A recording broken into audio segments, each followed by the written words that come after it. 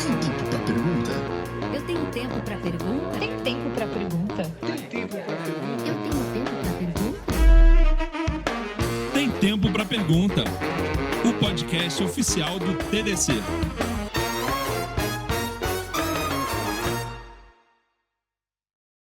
Olá, boas-vindas a mais um episódio do Tem Tempo para Pergunta, o podcast oficial do TDC. Nesse podcast nós recebemos os coordenadores, participantes, palestrantes e personalidades do TDC que estão falando sobre os assuntos que vão fazer toda a diferença no futuro da sua carreira e da sua evolução profissional. E hoje eu estou aqui com ele, que é gerente de produtos e desenvolvimento e é um mineiro lá de Minas Gerais, de Ouro Preto, nascido em Ouro Preto, o meu querido amigo Petrus Evangelista. Tudo bem, Petrus? Tudo jóia. Seja muito bem-vindo aqui ao nosso podcast. Obrigado por me receber aqui, adorei o convite. Espero que a gente tenha uma conversa que agregue valor para quem está ouvindo. Isso eu não tenho a menor dúvida que nós vamos ter aqui. Mas, Petrus, eu conheço você aqui do TDC, a gente tem, inclusive, eu e o Petrus, para a galera que está ouvindo pela primeira vez, a gente tem várias discussões, daquelas discussões que dariam um podcast. Com certeza. Em que nós fazemos debates. Mas antes da gente entrar nos nossos já conhecidos debates, eu queria voltar um pouco no tempo e entender como que foi o início da formação, porque você já é uma pessoa que tem bastante experiência, está há bastante tempo na área da tecnologia, e quando você começou, eu acredito que hoje ainda não é tanto, mas pior ainda, quando você começou, não era uma carreira natural, assim, a pessoa diz assim, não, eu vou fazer tecnologia, eu vou fazer sistemas, eu vou para a área técnica. Não, a galera tinha que procurar, costumava procurar outros meios, não, vai ser advogado, ou vai ser uma pessoa de ofício, né, vai trabalhar em outras coisas. Como que foi o jovem Petrus decidiu, não, eu quero ir para essa área? Bom, é bem engraçado, né? Porque em Ouro Preto, meu pai e a minha mãe eram hippies. Meu pai dava aula de artesanato na Fundação de Arte Ouro Preto. E eu sou o filho mais velho, eu fui criado com a expectativa de fazer belas artes. Então, a gente conversava o tempo todo sobre isso. O legado da família será levado adiante. Fazer belas artes, né? Ser artesão ou então fazer belas artes. E quando eu devia ter mais ou menos uns 15, 16 anos, assim que eu ia entrar para o segundo grau, meu pai, que era filho de italianos, meu avô e minha avó, que tinham migrado para São Paulo, né, moravam em São Paulo, ele falou a mesma coisa. Tradicionalíssimo. Isso, que ele tinha ouvido do pai dele, né, do meu avô. Ele falou, e aí, como é que você vai agora contribuir para casa? Você vai estudar e tal, mas você vai contribuir para casa. Eu falei, pai, abri um curso na escola técnica e a informática industrial eu queria fazer. E ele falou, tá, mas é o dia inteiro. E eu virei para ele e falei assim, tá, e como é que a gente pode fazer? Você me ajuda? E aí foi um caminho bacana. Eu fiz informática industrial e arranjei um trabalho numa pousada. Então eu estudava o dia inteiro, saía às 5. Gerava renda. E gerava renda para poder ajudar em casa. Mas ele não te bloqueou, assim? Não, muito pelo contrário. Foi bem bacana, porque ele virou, olhou para mim e falou, bacana, a tecnologia é bacana. Eu falei, tem umas coisas até bem bacanas de jogos, de arte. Falei algumas coisas assim para ele. E ele virou e falou assim, passa. Né? Tinha um concurso, ele falou, passa.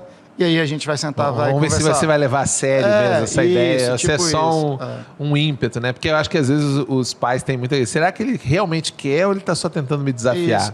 Isso. E foi bem bacana. Embora eu sempre tenha tido essa coisa ao longo do tempo, né? Eu sempre fui estimulado a fazer alguma coisa. Então eu escrevo, eu desenho, eu pinto. Então tem toda uma veia artística que ficou. E isso me ajudou muito também na carreira. Eu costumo falar, o que eu gosto de fazer é programar. Eu sou um programador compulsivo, programa escondido em casa, já te falei algumas vezes, né? Mas hoje eu não trabalho mais diretamente com programação. E eu tenho uma coisa que eu acho bacana, é que quando alguém está programando, você tem 1 milhão de soluções para o mesmo desafio. Né? E do mesmo jeito que um artista, quando um artista, um pintor mediano, ele consegue olhar para uma obra-prima e ele identifica. Um programador mediano consegue olhar para um código muito bem escrito e ele entende que aquilo também é uma obra de arte, aquilo também é muito foda. Né? Então, de uma certa forma, eu encontrei arte quando eu comecei a programar. Você cruzou as duas... Isso. Os dois talentos, digamos assim, Sim. na sua frente. Mas você tinha computador em casa? Não. Era uma coisa...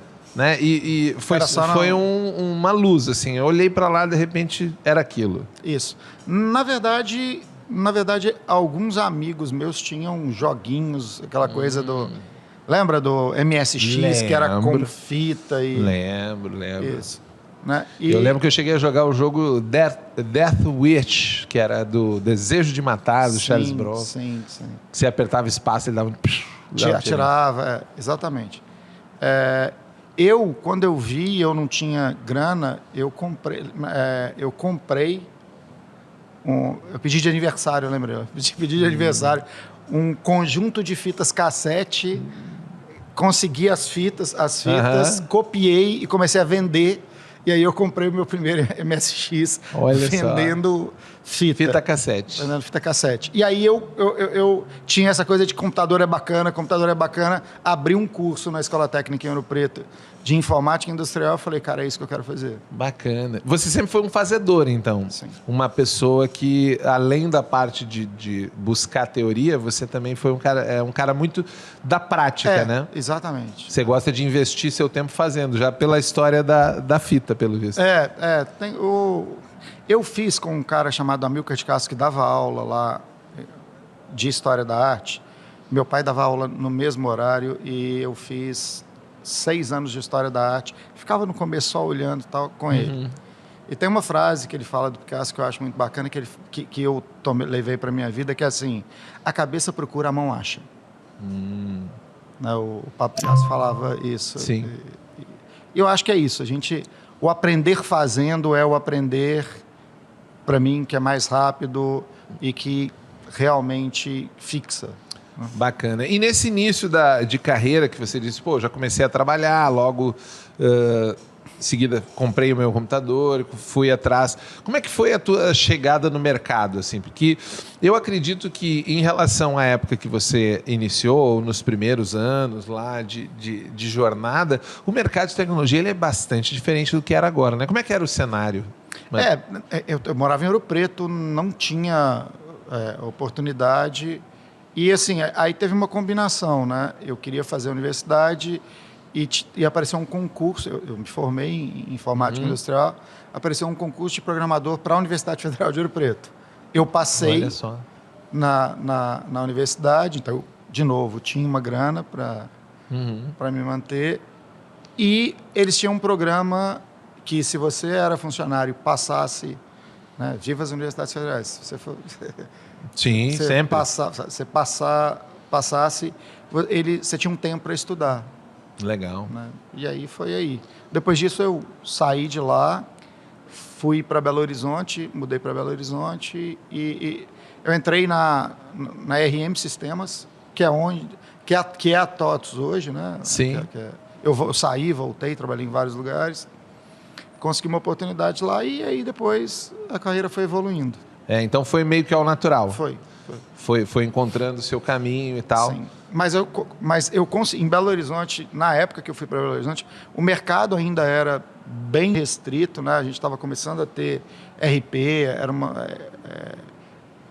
eu falo que quando a gente olha, por exemplo, a gestão de produto hoje em dia, é muito engraçado, porque naquela época as pessoas, o que a gente escrevia não tinha que ter muita usabilidade, porque as pessoas aprendiam com a gente. Sim. A gente estava aprendendo, então...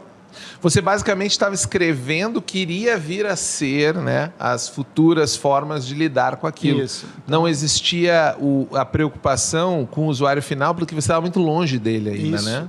E ele estava aprendendo, então tudo era verdade. Sim. Tudo era bom. Né? Hoje, quando você apresenta uma interface, eu não gostei dessa interface, mas não existia interface para ele gostar ou desgostar. Exatamente. Né? A interface que você desse para ele era aquilo. Ele estava aprendendo, né? É. Então, Foi uma jornada nesse sentido, né? De aprendizado. E como eu tinha experiência, e era raro em Belo Horizonte, eu tinha trabalhado vários anos na Universidade Federal de Rio Preto, foi até mais fácil conseguir um emprego e uma colocação bacana lá em Belo Horizonte. Em Belo Horizonte mesmo. Você vê, você ainda estava um pouco fora. Você chegou a vir alguma vez trabalhar para São Paulo, grande centro? Eu morei 10 anos em São Paulo. 10 anos? 10 anos. Bacana. Por necessidade profissional. Provavelmente Isso, chega um momento que você bate no limite. Na verdade, foi por uma promoção dentro da empresa. Foi uma oportunidade. Isso. Né? Era uma oportunidade e eu fiquei 10 anos em São Paulo. E depois apareceu uma outra oportunidade de voltar para Belo Horizonte e hoje eu moro lá. Bacana, bacana. E assim, olhando um pouco dessa tua história, assim, e trazendo mais para o cenário atual, uma das coisas que eu vejo que é uma discussão incessante nossa é de como viabilizar a tecnologia como uma carreira viável, uma carreira aspiracional. E eu vejo que você hoje tem um trabalho muito relevante com pessoas. Hoje a tua carreira te levou a trabalhar com pessoas, né? E eu queria saber um pouco da tua visão relacionada ao nosso arcabouço de formação da galera que está chegando. Porque você deve estar gerenciando times, tem uma galera nova chegando lá com N saberes novos ou às vezes uns saberes um pouco datados, né? Como que está sendo gerenciar isso dentro desse espectro atual da galera, da educação que a galera está recebendo para chegar aonde está, já que você passou por uma educação formal forte, né? Você Claro. fez técnico, Sim. depois você fez coisas. Como que está isso hoje na tua visão? Eu acho fantástico porque eu acho que a gente tem uma mistura no mercado de gente que se fez e tem pessoas fantásticas que se fizeram e que acabaram... Tem bons programadores que vão fazer bons analistas de sistema, né, que vão fazer o curso formal depois. Sim. Né, e são pessoas fantásticas. E a gente tem gente que vem da academia e vem com, às vezes, uma rigidez um pouco maior. Eu acho que essa mistura é bem bacana. O que me pega um pouco é que eu acho que existe uma geração fantástica, ao contrário do que as pessoas falam que é difícil, eu não acho. Eu acho que existe uma geração fantástica. Você não acredita muito nesse choque geracional Não. que é vendido como um problema? Não, eu acho que não. Eu acho que o maior problema que a gente tem com a galera mais nova é um pouco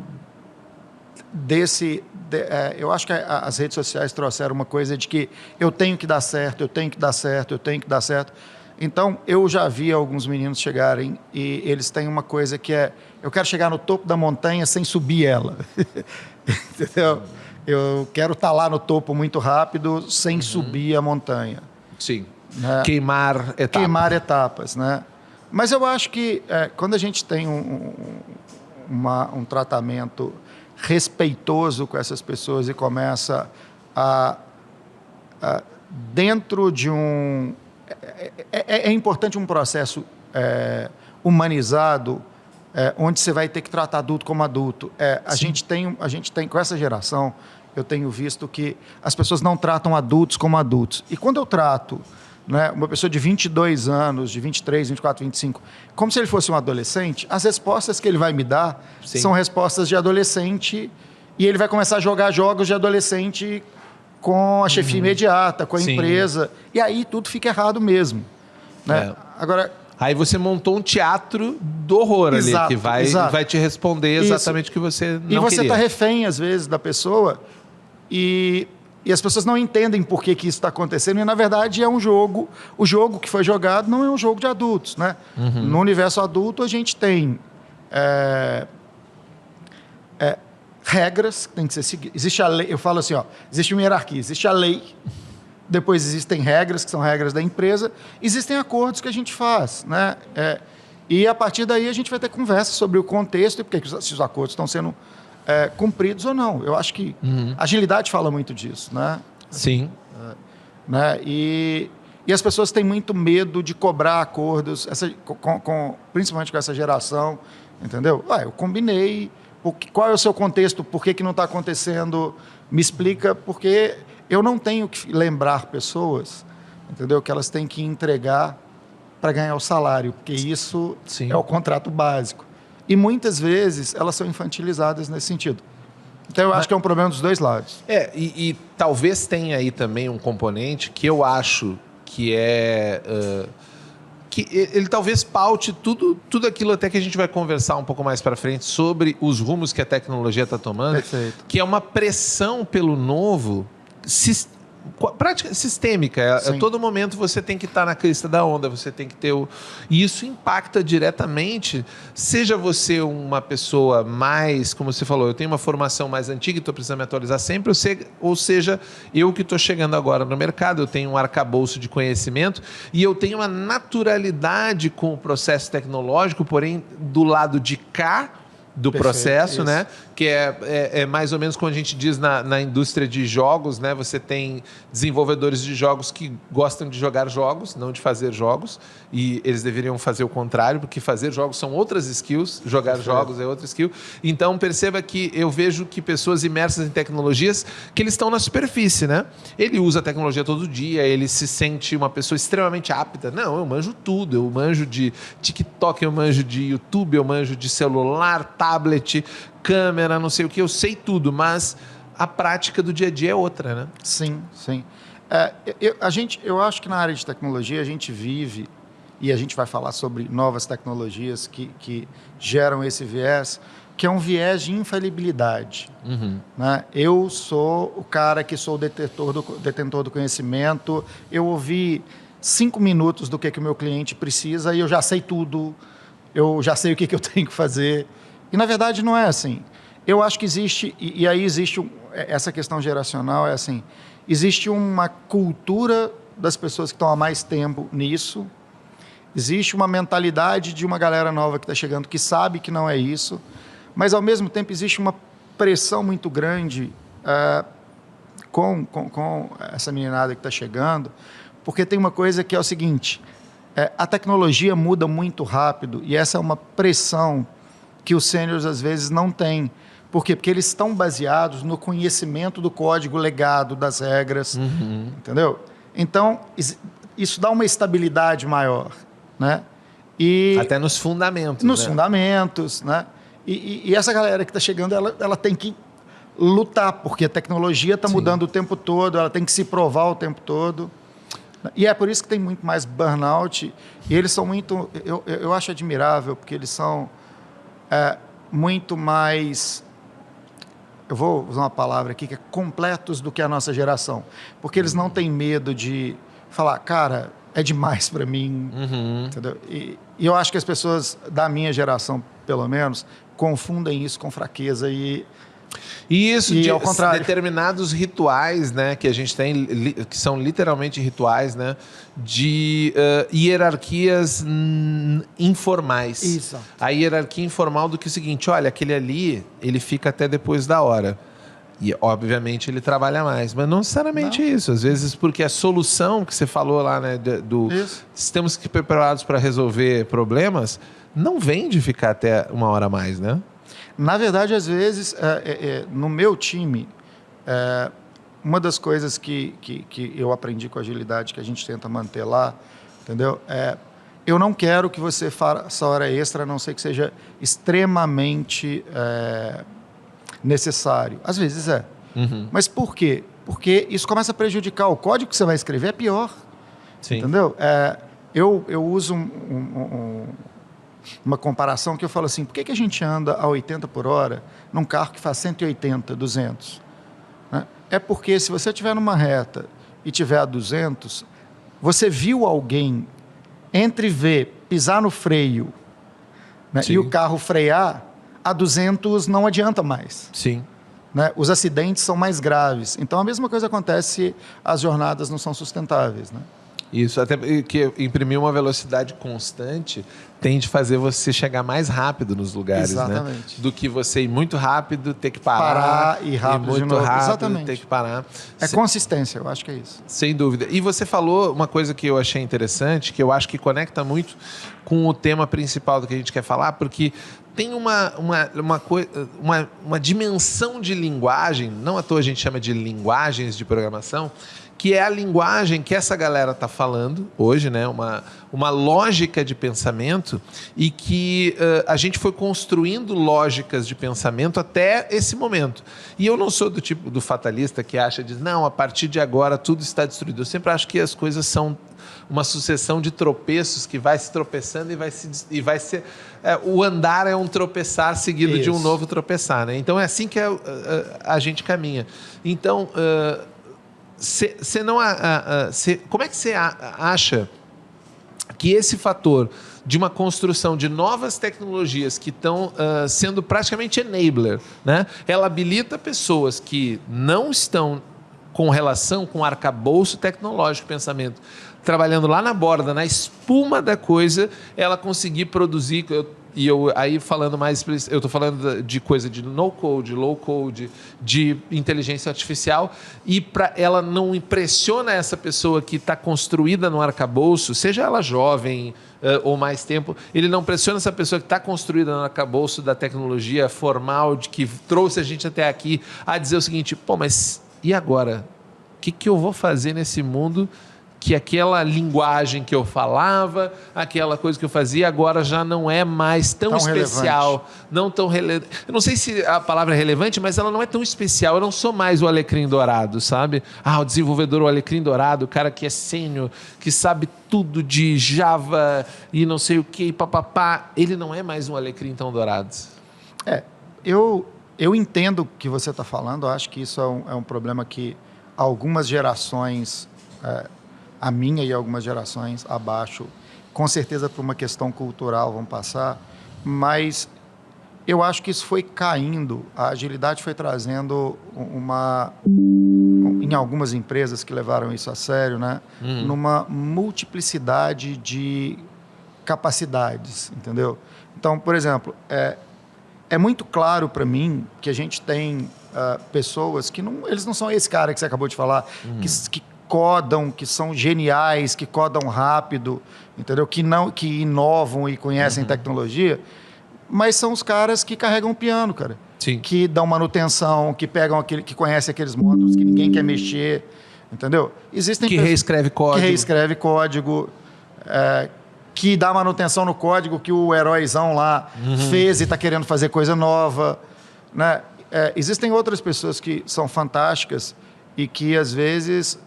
O grande valor delas eles são medianos e não tem problema eles serem medianos, eles não são brilhantes, mas eles são aqueles caras, entendeu? Que durante a crise vão trazer todo mundo junto. Sim. Entendeu? E esse cara tem um valor para o time fantástico. Né? Eu acho que eu estou fugindo um pouco da sua pergunta, que é em relação a novas tecnologias e tal, mas isso se encaixa também. Por quê? Porque antes a gente não tinha, por exemplo, UX. Eu não tinha um cara que só ia fazer... Ia só passar cobertura no bolo. Que na verdade... O bolo, a massa do bolo mesmo, talvez... Ele vai desenhar, entendeu? A usabilidade e ele não vai codar. Né? E eu lembro quando a gente... E lá no nosso caso, ele também faz sessões de discovery, né? A partir de design thinking. E eu lembro no começo, entendeu? Como que as pessoas chegavam e elas eram relegadas a só fazedores de tela. E hoje não é mais isso, né? Os profissionais encontraram o espaço, provaram o seu espaço. Estão integrados no processo. Estão integrados dentro do processo. E tem o valor, né? Lá é engraçado no meu time, porque algumas das pessoas do time que eram... mantinham um distanciamento, né? Depois da conquista desse espaço, hoje em dia viram e falam, não, tem que fazer o design thinking. Entendeu? Não, peraí, mas se eu... O engenheiro está te dizendo isso, não tem mais discovery, como é que eu vou começar isso? Como é que eu vou fazer isso aqui? Meu trabalho vai ser pior, entendeu? Cara, mas peraí, você está pedindo para eu fazer a tela, a qualidade vai sair muito pior. Eu não sei fazer tão bem quanto alguém que tem todo o skill para fazer isso. Então, eu acho que tudo que é novo, o novo assusta. Sim. né? Na nossa vida, o novo assusta, né? É por isso que nós somos... O ser humano gera hábitos e cria hábitos, e toda vez que você tem uma mudança na sua vida... Um bom reconhecedor de padrões vai querer manter os padrões Exatamente. que ele reconheceu. Isso. Então, e eu acho que é isso. Acho que a gente está vivendo um momento na sociedade, né? Falando um pouco de novas tecnologias, eu costumo falar que eu acho que a gente está na crista da onda de uma segunda revolução industrial. Uhum. A primeira revolução industrial, ela foi mecânica. Ela fez com que a pessoa que fiava e era mais lenta tinha um tear que agora passava mais rápido e ela produzia mais. E com isso a gente reduziu jornadas de trabalho, a gente teve um ganho de produtividade. E esse advento agora da IA e low code, no code, né, na nossa área, ela traz uma extensão cognitiva. Eu consigo fazer mais, né, cognitivamente, melhorar essa cognição. E eu acho que isso vai se transformar numa segunda revolução industrial. Acredito que logo, logo a gente vai ter jornadas menores, porque a produtividade vai aumentar. Né? E acho que nós da área de tecnologia estamos vivendo a primeira onda. Né? E logo, logo a gente vai ver as outras áreas, né, que não são ligadas diretamente à tecnologia, vão estar sentindo essa onda passar também. Pegando um pouco essa ideia da revolução, né, e o sentido estrito senso da revolução, ela tem a parte de trazer o novo, mas para trazer o novo ela destrói o status quo, né? E a gente sabe que nesse momento de primeira onda ou de transição é o momento em que você mais destrói do que constrói. É assim que as revoluções acabam se modelando. E existe um elemento que eu acho que, para a gente poder entrar um pouco e falar dos impactos mesmo que essas novas tecnologias fazem, existe um elemento que empurra e puxa esse negócio, que é o movimento dos capitais, né? A gente tem o capital, ele vai sempre dizer para onde que esse negócio vai. Mas a nossa perspectiva, principalmente quem está olhando, não é do cara que tem o capital, é do cara que vai operar esse tear do futuro que você está falando, né? Pô, eu vou ser mais produtivo, mas e aí, essa minha produtividade vai resultar realmente em eu poder trabalhar de casa, ou eu poder reduzir minha hora de jornada de trabalho, ou ela vai espremer mais ainda a minha capacidade de produzir resultado? Eu acho essa discussão deliciosa, porque ela vai entrar num pragmatismo que eu gosto, que é assim, existe muito medo, né? Essa mudança vai trazer medo, ela traz...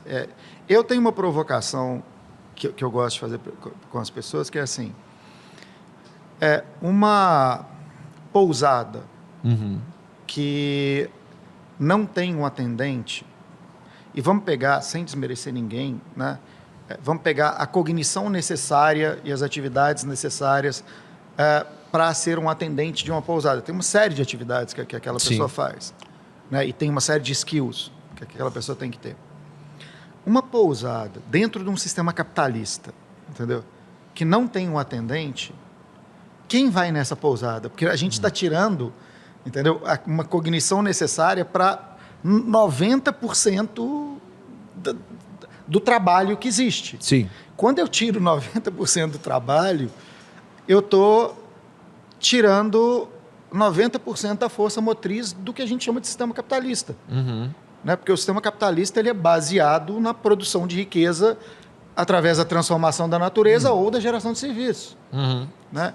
Então, eu acho que, colocando do jeito que você colocou, que as pessoas que têm dinheiro, o dinheiro que se movimenta, já está percebendo isso. Né? Quando a gente tem experimentos para redução da jornada na Europa, nos Estados Unidos, entendeu?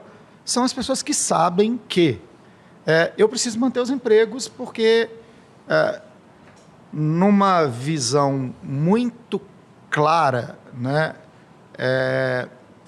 se muita gente não tem acesso a dinheiro, o dinheiro não vale nada. Sim. Então, Bitcoin vira pendrive. Digamos assim, o limite do modelo macroeconômico é a materialidade. Exatamente, claro. O mundo material, o teu modelo vai morrer no momento que aquilo não se refletir em verdade, né? Isso, então é isso. Né? Quando a gente vai trabalhar com uma questão de materialismo histórico, é isso. No final das contas, não vai se acabar com o sistema, né? Embora eu acho que tem olhando pelo outro lado, né? A IA vai inicialmente sim substituir algumas atividades. Mas você acha que substitui... Já que você citou nisso, eu vou te interromper, porque sempre que eu falo, vai substituir completamente?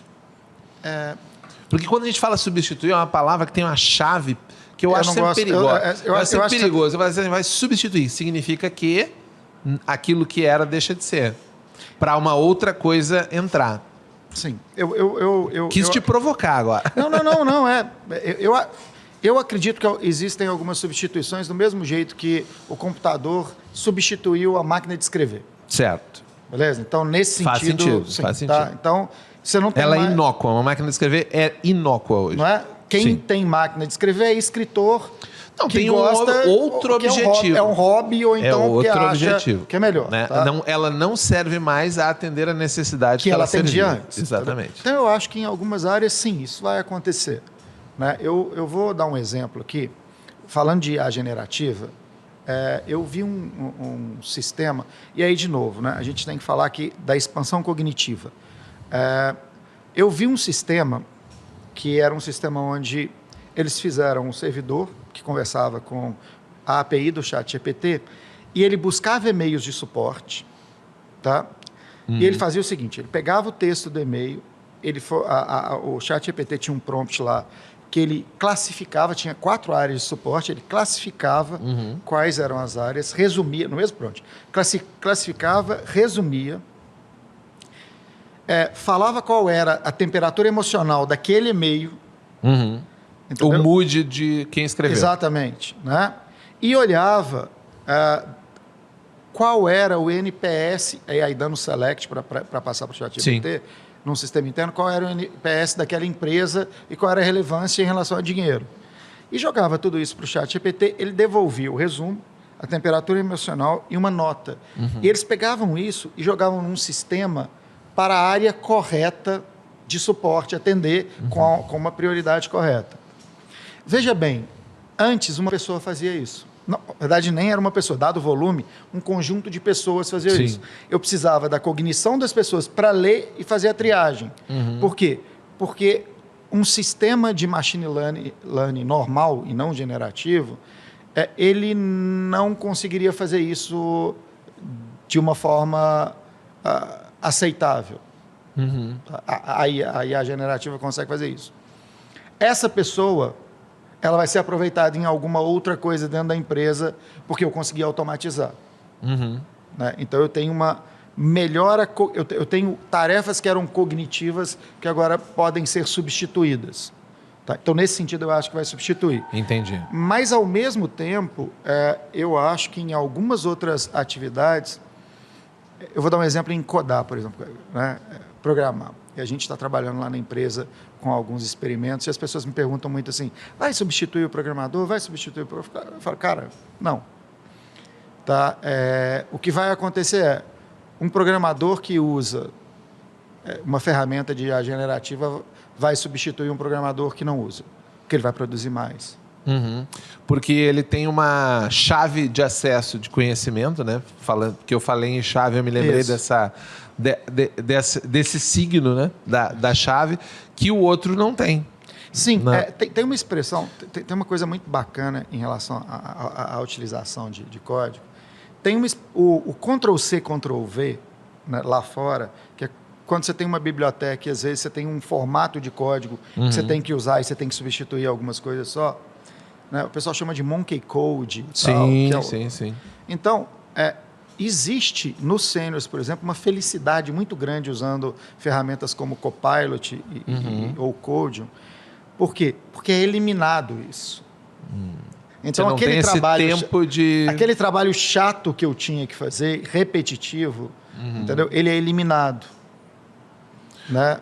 Mas ele continua sendo o necessário, a capacidade dele de fazer essa seleção nessa biblioteca, de descrever bem o que ele precisa que a inteligência busque para dentro de chamar funções da biblioteca que tem a ver com a regra de negócio, de identificar se a regra de negócio está sendo bem aplicada ou não. Então, ele começa a fazer um trabalho muito mais nobre.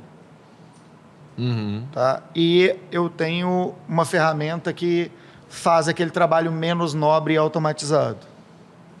Né? Então, eu acho que é como o tear ainda tinha que ter um operador de tear.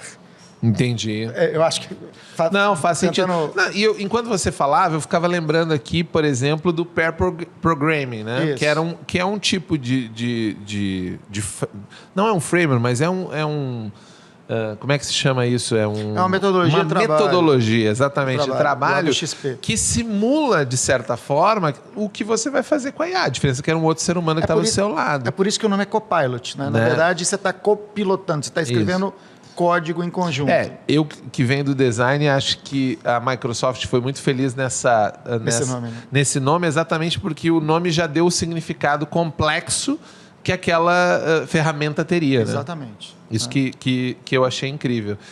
E, adicionando aí nesse tempero, a gente tem também, eu acho, uma necessidade de formação para isso, né? Porque eu acho que você falou, vai ser uma ferramenta, ela vai te ajudar, você vai buscar, eu vou fazer uma atividade nobre, eu vou acelerar, mas eu estou preparado para lidar com isso. E aí eu até faço uma provocação em 2 níveis, no nível profissional e no nível emocional também, de entender que aquilo continua sendo o meu trabalho. Eu vou começar pela segunda. Né? Vamos lá. A gente teve um trabalho nesses 10 meses e é engraçado porque as pessoas têm medo. Essa geração mais nova, como eles são preparados emocionalmente, eles são preparados emocionalmente para poder demonstrar vulnerabilidade. É interessante isso, né? Eles têm um preparo maior para se mostrar vulnerável. Sim. O que normalmente as pessoas das gerações anteriores acham que é fraqueza. E eu, particularmente, eles pedem ajuda. Eles pedem ajuda com muita facilidade. Eles conseguem identificar que eles estão emocionalmente frágeis e que isso é um problema real, entendeu? Coisa que as gerações, a minha geração, não tinha essa possibilidade, né? E normalmente isso é visto como fraqueza. Eu, particularmente, não acho, não. Eu acho que é uma super fortaleza, porque cria seres humanos que são mais completos e inteiros e conseguem se entender melhor. Né? Ser frágil tem essa vantagem. Sim. Então, para essas pessoas que não têm essa capacidade ou que não for de demonstrar fragilidade, começa a ficar muito complicado, porque eles não têm a capacidade de demonstrar que existe um medo, um receio ali. E isso fica, e como isso não aparece, essas pessoas se escondem atrás de uma utilização que é um não utilizar. Sim. Você está usando? Tô. Como? Me conta. Vamos ver. Sim. E aí... que talvez se eu não utilizar, não vai aparecer. Não vai aparecer. E eles vão achar que isso não vale a pena. Que não vale a... Isso. É melhor eu ficar do jeito que eu estava antes. Isso. Então a gente teve bastante disso. A gente teve que trabalhar essas pessoas. E é muito engraçado, porque como tudo que eu acho que gera produtividade na vida, algumas dessas pessoas que a gente trabalhou assim, são as pessoas que hoje, que se você tirar, elas vão brigar pra caramba, entendeu? Então, é esse medo inicial da mudança. Elas já incorporaram aquela ferramenta dia a dia. Como uma chave. E pensando um pouco nisso que você falou, da nossa capacidade de ir incorporando novas qualidades, transformar isso quase com uma naturalidade, né? A gente olha... Eu estava discutindo aqui com uma outra pessoa, num outro episódio, sobre como as crianças que nascem numa naturalidade, né? Da tecnologia, do tablet, né? Que antes, ao invés de chupeta, agora a gente dá tablet para as crianças, dá celular e tal. Como que vai ser a transformação mais profunda no comportamento humano quando ele começa a ser mediado por essa chave de acesso ao conhecimento, essa chave nova, que é quase como se eu conseguisse extrapolar a ideia do impacto que a calculadora fez na aula de matemática, saca? Só que agora eu tenho uma calculadora de tudo. Eu acho que a maior parte das pessoas que eu converso da minha geração e também algumas gerações abaixo, elas falam que essa geração ela conhece menos por conta da internet, do Google, né? Eu gosto muito de voltar atrás e falar, existe uma capacidade que a gente tinha, ou uma necessidade, uma habilidade é melhor, que permeou a história da humanidade durante séculos, milênios, que era usar a pederneira.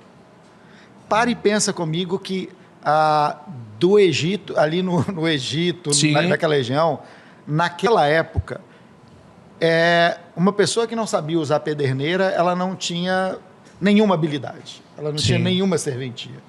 Sim, né? porque o fogo habilitava tudo relacionado àquela sociedade. É por isso que eu gosto de usar esse exemplo. Né? A gente não sabe usar pederneira. Eu sei porque eu fui escoteiro, mas a gente suplantou essa... não tem essa necessidade. Então, eu acho que uma coleção vasta de conhecimento, se ela está aqui na minha mão e à minha disposição quase que o tempo todo, né, ela é uma extensão. Eu falo com alguns amigos que, assim, cara, você já é ciborgue e não sabe. Você usa óculos. Sim. E você tem uma fonte de conhecimento infindável chamada internet na sua mão, que é uma extensão. E você vai saber menos coisas. Por quê? Porque essa informação está armazenada em algum lugar à sua disposição, que é um armazenamento auxiliar. Entendeu? E isso não diminui as suas habilidades. O que eu acho que a gente vai ter, e a gente já tem hoje, porque eu acho uma ilusão, né? Eu não tenho conhecimento de matemática financeira que um cara que trabalha com matemática ou que trabalha na bolsa possivelmente tem. Sim. Eu não tenho, né? E existe uma ilusão de que eu tenho porque eu fiz uma faculdade. Cara, eu não tenho. Esse cara não tem a menor ideia de programação que eu tenho. Sim. São conhecimentos muito específicos. Exatamente. E eles vão começar a ficar mais específicos. E tem um conhecimento geral que essas gerações têm orgulho de ter, que qual que é a praticidade disso no dia a dia dentro da nossa sociedade? Se está ao alcance da minha mão, a praticidade de se conhecer isso a fundo é a mesma praticidade que tem se eu não for trabalhar com o sistema financeiro na minha área. Sim. De eu conhecer matemática financeira, entendeu? A fundo. Né? Então, eu acho que o ser humano, em sociedade, ele é movido por necessidades. Sim. E quando eu começo a ter ferramentas melhores, né, essas necessidades vão diminuindo. Eu tenho um isqueiro, eu tenho um fogão que eu aperto um botão. Sim, um acendedor elétrico. Acendedor elétrico. Não precisa nem do fósforo mais, né? Não precisa nem do fósforo. Isso. Então, assim, nesse sentido, eu acho que a gente tem que começar a naturalizar isso. E não ver como um impedimento. Eu acho que a gente vai ter, com o advento da IA, a gente vai ter categorias de pessoas do jeito que a gente já tem. Hoje a gente tem pessoas que trabalham com informática e que têm muito mais conhecimento do que pessoas que utilizam sites web o dia inteiro, tecnologia o dia inteiro, e está tudo ok. Isso não muda. Fez sentido? Não, fez bastante sentido. E até me lembrou de trazer para nosso papo aqui uma ideia do que a galera um pouco mais fatalista, né, fala que, considerando-se que nós temos aí desafios que estão provavelmente além da nossa capacidade individual de resolvê-los, que é aquecimento global, as mudanças climáticas e por aí vai, de que seria inevitável para a humanidade encontrar caminhos de estender sua cognição, gerar um problema. Ao passo de que, me parece, e eu queria saber a tua opinião sobre isso, alguns desses problemas não são problemas de engenharia, apesar de muitos grandes magnatas, grandes capitalistas tentarem nos vender essa ideia de que este é um grande problema de engenharia. Me parece mais um problema social e emocional do ser humano como um todo, né? Sim. Eu acho que a gente vive um momento único, porque várias crises e oportunidades estão eclodindo ao mesmo tempo. Sim, a metacrise. Que Exatamente. Essa é uma metacrise, né? Que traz uma possível grande mudança. Eu acho que a gente tem o que você falou, crises climáticas, né?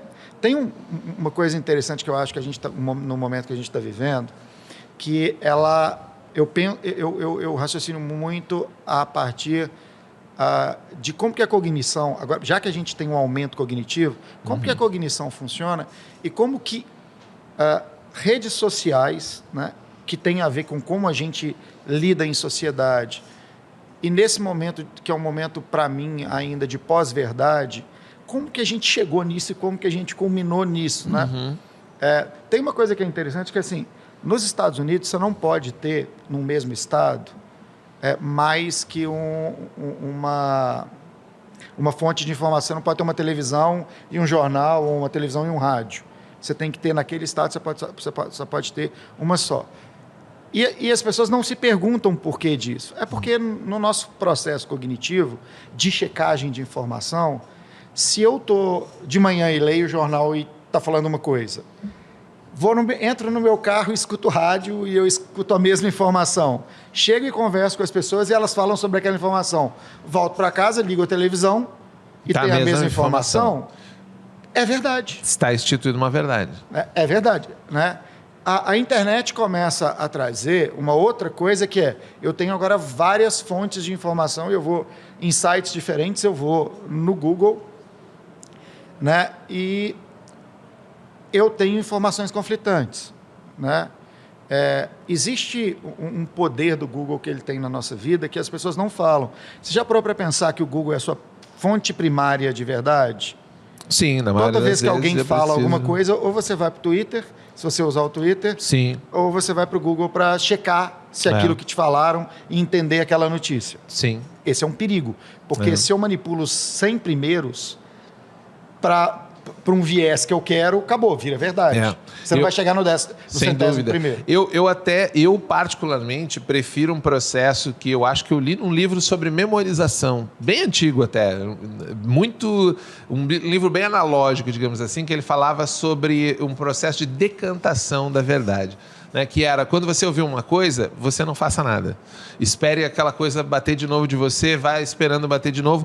Depois de um tempo, aí eu vou pesquisar, quando alguém já falou, você viu tal coisa? Eu falei, não vi. Não fui procurar e não quero saber. Por enquanto, estou com minha atenção voltada até meio que decantar agora, porque o calor do momento da informação tem essa problemática. A gente tem muito acesso à informação, né? Muita velocidade e falta um pouquinho dessa qualidade. Mas eu entendo o que você disse, porque é exatamente assim que a grande maioria das pessoas fazem, né? O Google, que pode ser uma ferramenta que eu, por exemplo, acho muito prática para ofício, por exemplo, como fazer tal coisa. Eu não preciso saber fazer. Eu digito lá, e aí não é sobre verdade, porque é experimental. Exato. Eu olho ali como fazer a caneca, eu pego e falo, não deu, vou procurar outro. Porque eu vivi essa experiência tentando aprender a fazer pizza durante a pandemia. Hoje me acho um pizzaiolo muito eficaz, mas porque eu achei os vídeos corretos que me ensinaram depois de várias tentativas, tentando vídeos e tal, porque a primeira... segunda, terceira, quarta resposta não eram efetivas. Então, eu sinto que, na minha visão, falta um pouquinho de decantação esse processo. Mas esse processo começa a ficar mais complicado porque quando a gente tem o advento da rede social, por exemplo, que vai te manter... né, tá tudo entregue, né? The Delivery Society, tudo é entregado no seu colo. Só que o algoritmo vai te entregar dopamina. Sim. E vai te radicalizar, e vai criar bolhas. Então, o cara de esquerda vai ficar super radical, porque ele só vai ver coisas de esquerda e vai ser curtido por pessoas de esquerda. Então, a verdade está sendo formada, uma verdade sem um contato com o outro lado. Porque vai ter discussão, eu consigo, com um clique, te tirar do meu timeline. E não é uma discussão mais real, tete a tete, não tenho que olhar no seu olho. Eu simplesmente clico e não vejo mais as suas coisas, e você nem fica sabendo às vezes. É um risco baixo, um compromisso baixo. Exatamente. E aí, olha só que interessante. Quando eu começo a ter isso, e eu vou na internet, e as minhas fontes, elas são... eu não consigo mais checar. Todas elas fazem parte do meu viés de confirmação? Ou não. Eu posso escolher.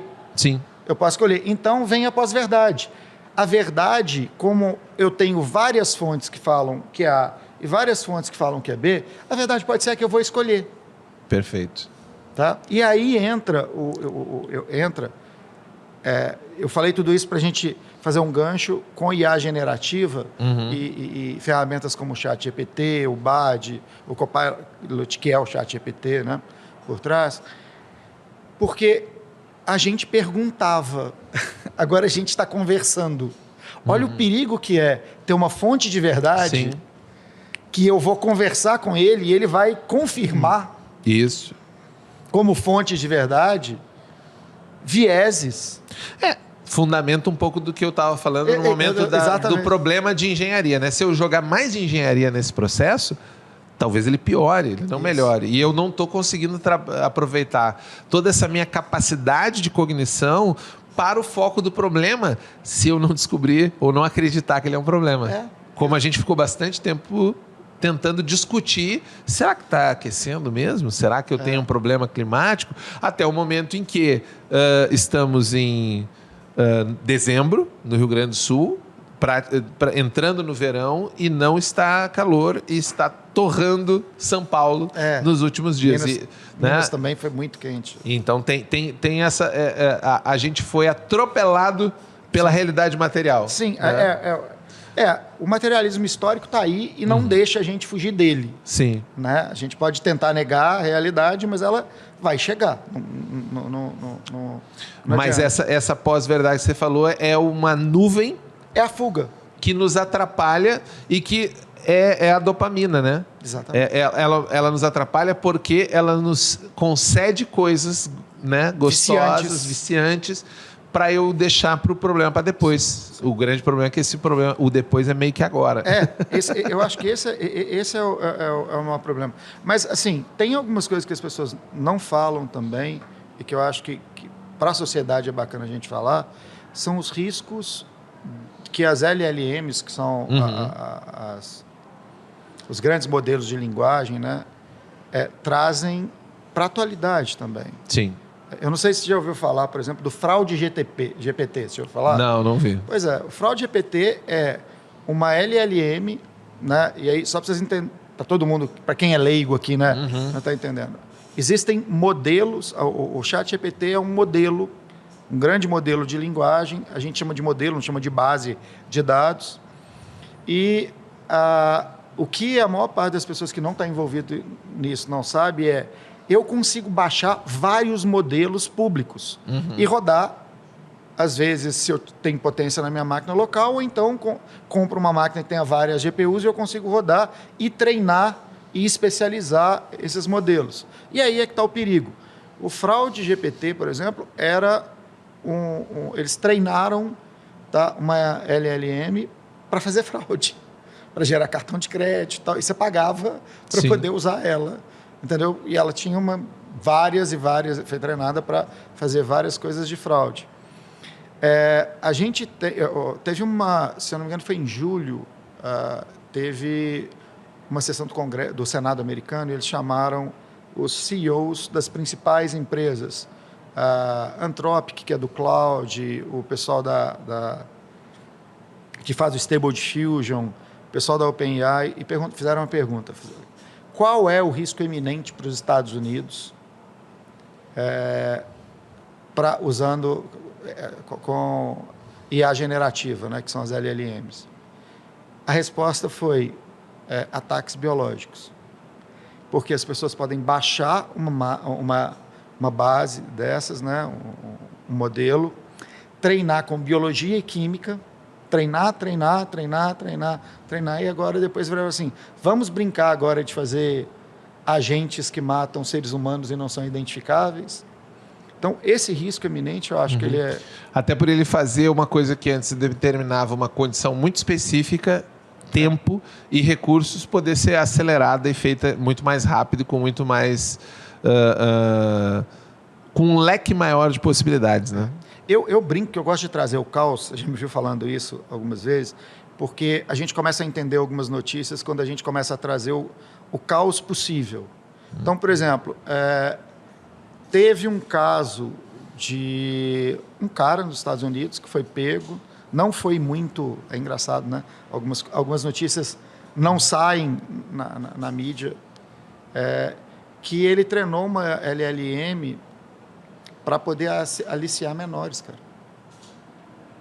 A gente teve o caso aqui muito mais simples, até simplório, dos vídeos, né, na escola que foi adulterado, que foi usado simplesmente um filtro, um aplicativo de celular para fazer... Ou seja, já está tão... esses presente. Riscos, exato, ele é simples, fácil, ele evolui muito rápido demais para a gente pensar sobre quais os riscos, os perigos de eu colocar isso disponível para um jovem de 16 anos, muito afim de zoar, que é isso que jovem de 16 anos faz. A gente tem que lembrar disso também, né? Não, nossa, meu Deus, perigo. Não, eles são jovens de 16 anos, eles fariam isso montando as fotos, eles precisam de orientação, com colagem. A diferença é que eles conseguem fazer isso mais rápido, mais prático, mais fácil. E aí eu acho que... É por isso que a gente tem que entender um pouco quando o Elon Musk vira e fala assim, cara, temos que parar, né, para poder regulamentar isso. Porque quando a gente fala de grandes modelos que estão disponíveis para o público com grandes empresas, a gente tem uma parte constitucional que lembra muito, para quem leu Isaac Asimov, as leis da robótica, que é um padrão moral que você consegue treinar a LLM, né? Então ela tem censura built-in, né, para fazer algumas coisas. Se você for no Hugging Face, que é o maior repositório de LLMs que a gente tem, você vai ver que tem várias bases que são uncensored. Então a galera fez um trabalho, entendeu, para destreiná-las nesse sentido de tirar. Eu acho que esse é o maior risco, entendeu? Não tem legislação mundial falando e regulando esse tipo de coisa. E essas são as questões éticas que eu acho que a gente vai ter que enfrentar, né, como sociedade. Tem uma outra também que eu acho super interessante, é que a gente ainda... AGI, na verdade, é um agente autônomo que pensa. Seria um ChatGPT que adquiriu consciência. Não. Fala-se muito, né? E teve alguns especialistas também esse ano se reuniram, fizeram um teste eu escrevi um artigo sobre isso, fizeram um teste, né, para ver se algumas das IAs que a gente tem consciência.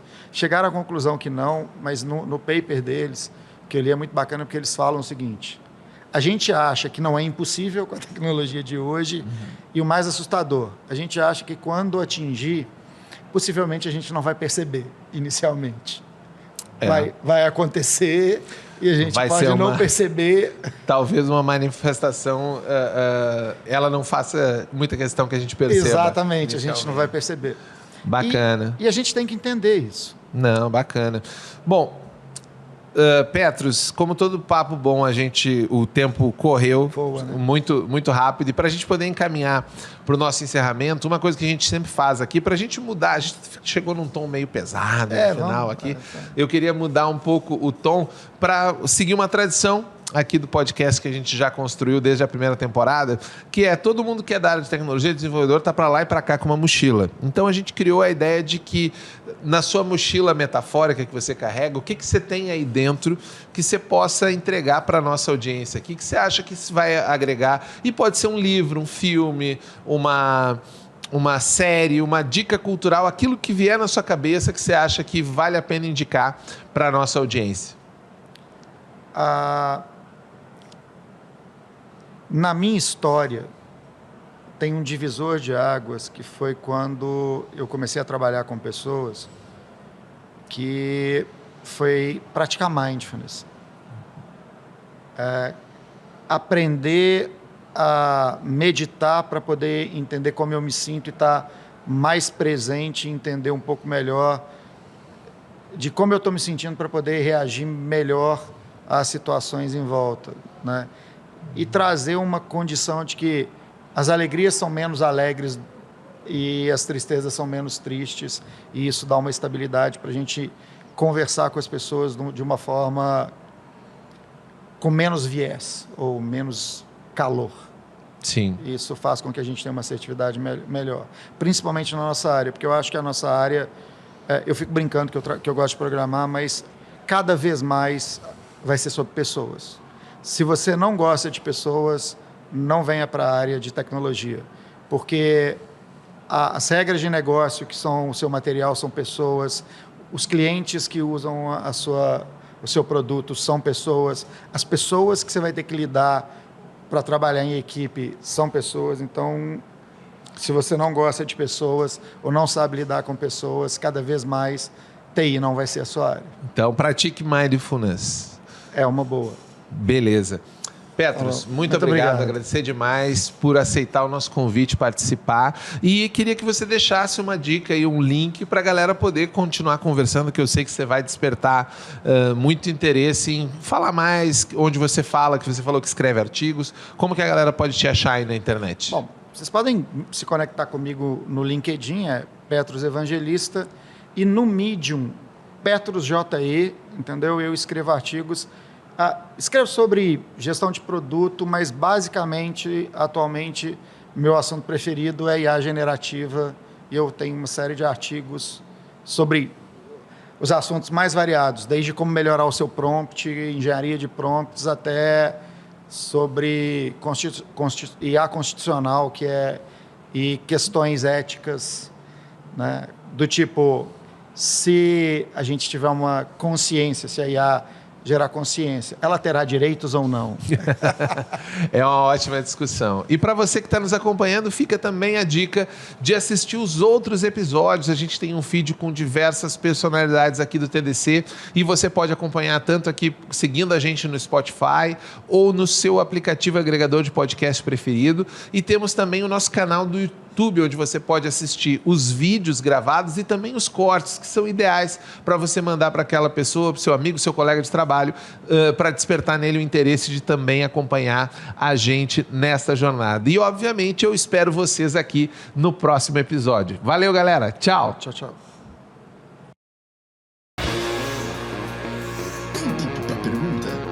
Tem tempo pra pergunta? Eu tenho tempo para pergunta? Tem tempo para pergunta? Eu tenho tempo para pergunta?